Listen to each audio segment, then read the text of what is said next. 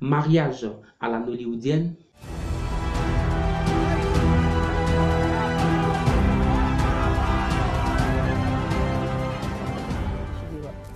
Ya bugi ta damu sa rai ai ya ka an yi kaza ai waye to amma kika bar abin shi kenan sai ma abin shi ke ma ta sai ki manta da shi Allah ya kiyaye Allah ya tsare Allah ya bari zaman lafiya Allah ya kare dukkan abin tsoro Allah ya mutu maganin sa na'am.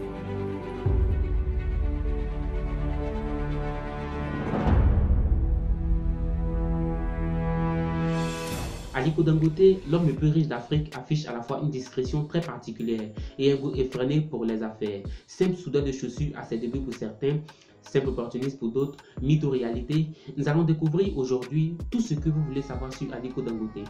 De son enfance à son entrée dans le milieu des affaires, en passant par ses mariages ratés pour aboutir aux conseils qu'il a pour vous et moi, nous allons découvrir absolument tout. N'oubliez pas de liker la vidéo et me donner vos impressions en commentaire aussi, vous abonner si vous êtes nouveau ici. Aliko Dangote est donc parti de quelque chose pour bâtir un empire, c'est maintenant.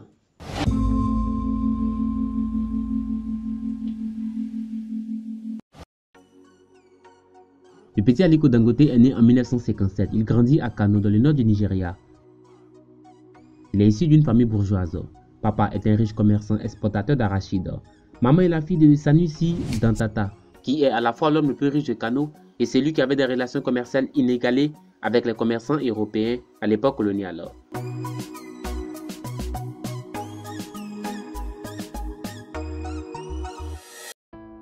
Mais à l'âge de 8 ans, il perd son père en 1965.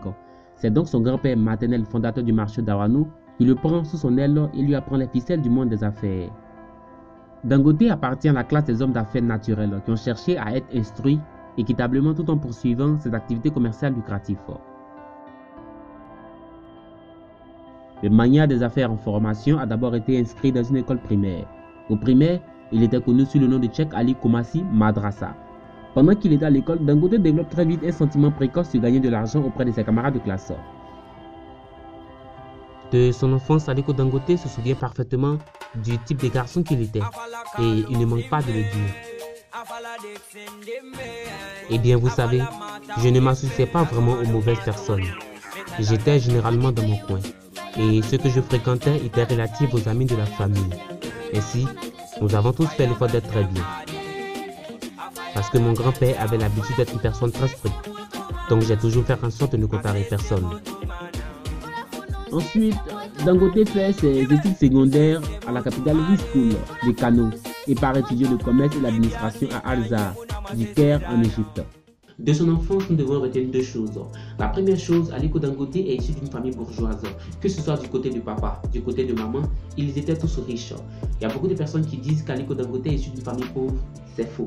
La deuxième chose, Aliko Dangote a été élevé par son grand-père, qui, qu'on le veuille ou non, l'a beaucoup influencé et aussi impacté. Ce qui a permis à Dangote d'avoir quelques appréhensions de l'univers entrepreneurial. Chose intéressante, l'entrepreneuriat. C'est de ça qu'on va parler dans la suite de cet élément. Nous sommes en 1977. Ses diplômes universitaires en gestion commerciale en poche, Dangote décide de créer son entreprise, mais a besoin de capital, ce qui ne lui manque pas. And so after educating me, now he gave me a loan of which I was grateful. Celui dont Aliko Dangote parle, il s'agit de son oncle Sanusi, qui lui a octroyé 500 000 naira, l'équivalent de 2300 € ou 1 508 349 francs CFA. Donc en somme, la condition du prêt octroyé par son oncle était qu'il devrait payer chaque fois qu'il pouvait, au bout de 3 ou 4 ans. Cependant, les affaires étant prospères, Aliko Dangote paie tous ses crédits en 3 mois. And I paid back in 3 months, because business was so good.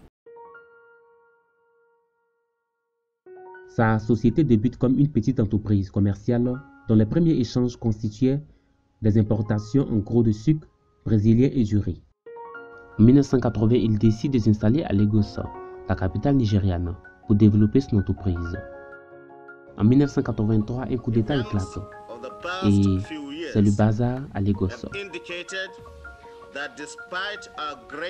Ce coup d'État s'avère être une aubaine. La junte militaire ayant emprisonné tous les grands hommes d'affaires de la ville vont libérer ainsi de vastes marchés que les jeunes entrepreneurs Aliko Dangote ne manque pas de saisie.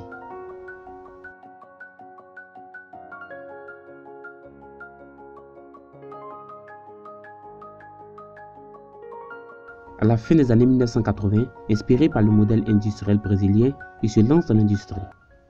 Son groupe construit une raffinerie de sucre et une usine d'emballage pour les pâtes alimentaires que le groupe importe au Nigeria. Très vite, les affaires sont bonnes. Le ciment était un bien rare et cher à l'époque dans le pays. Dangote décide de créer en 1997 Dangote Ciment. Il décide de créer également ses propres usines pour produire ce qu'il importait au cours des dernières années 20.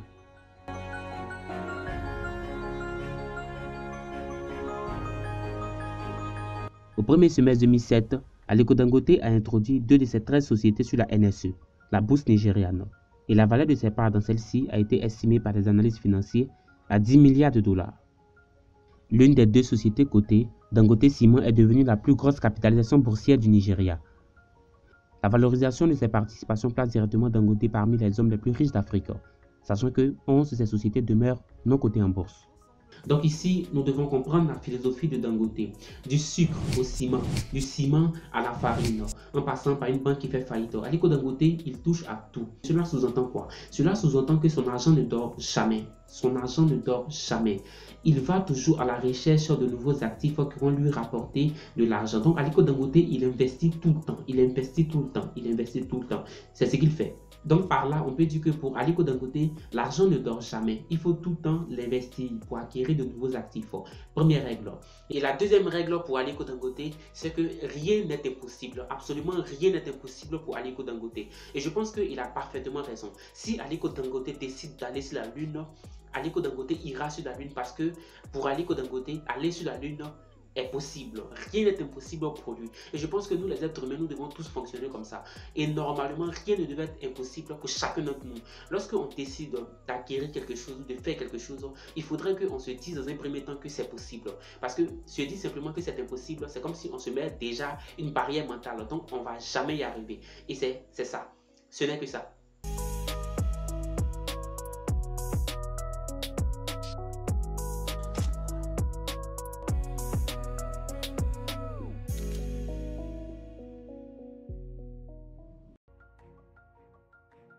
Il est dit que derrière un grand homme se cache une grande femme. Mais voici Dangote qui s'avère être une exception et un bon atout. L'homme le plus riche d'Afrique a eu part à des mariages ratés et régés. En 1997, Dangote aurait eu un premier mariage raté avec une femme inconnue. Selon nos sources, ce mariage aurait été préparé par sa famille. L'on sait peu de choses sur la suite de ce mariage, mais une chose est certaine, Dangote est tombé amoureux de Nefisat, la fille de feu Moussa Yar'Adua, en 2009, ancien président du Nigeria.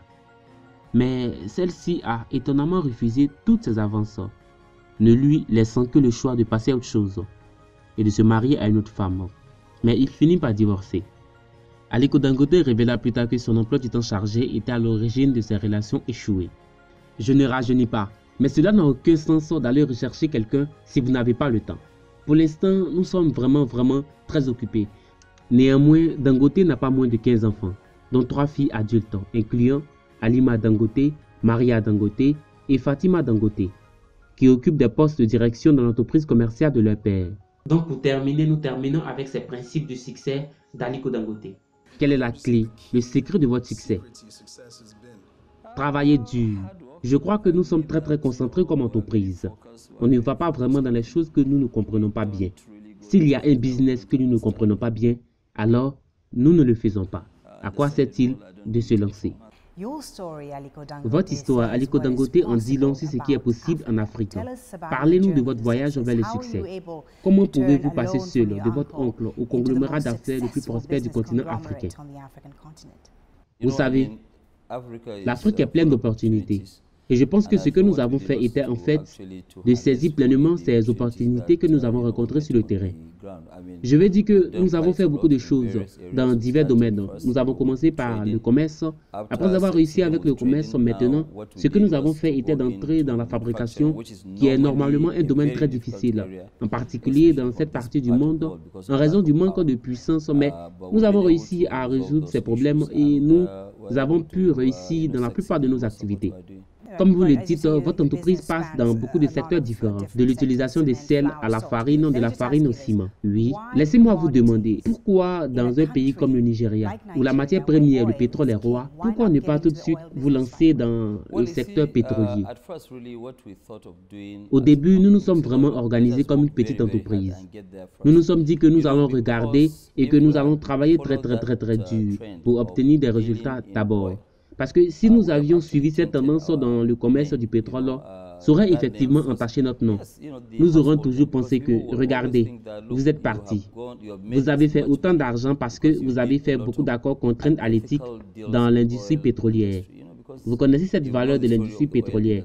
Donc, nous avons décidé de travailler sur l'huile et nous concentrer sur les produits alimentaires.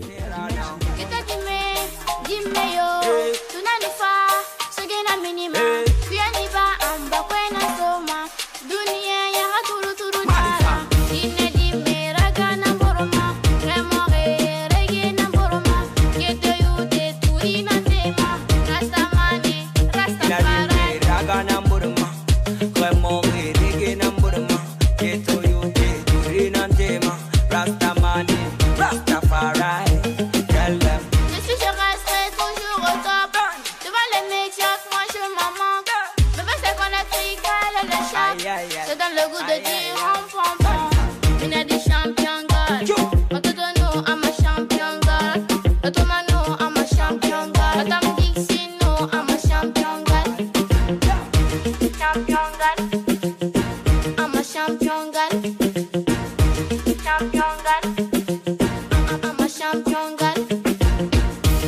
I say moto. Where I follow, say moto. Ye be a Satan, ye muna masesera. Ye be a Satan, ye muna masesera. Imatori marisa qui fait fire. Alex Connie fait soya. Like in a dimene se wama. Jaso. Ada jega bayino. Jaso. Ada jega bayino. Jaso. Jega bayino, jega bayino. Jere gabayino, jere gabayino.